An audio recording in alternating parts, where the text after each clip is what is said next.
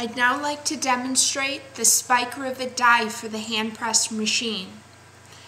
Just to save time, I have my 3mm hole punch die in this machine, and over here I have my Spike Rivet die.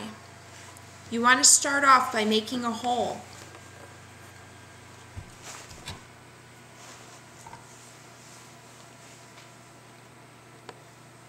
Place your spike rivet post through the hole.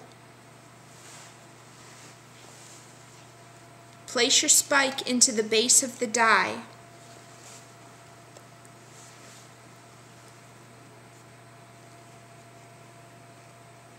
Placing the cap on top of the post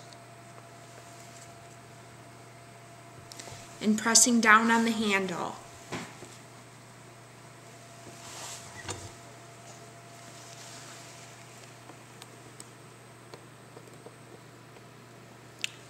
Now I'd like to show you some examples of what I've done with the spike rivets.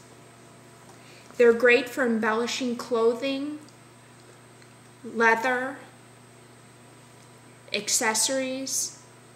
They work great. For more information, see below.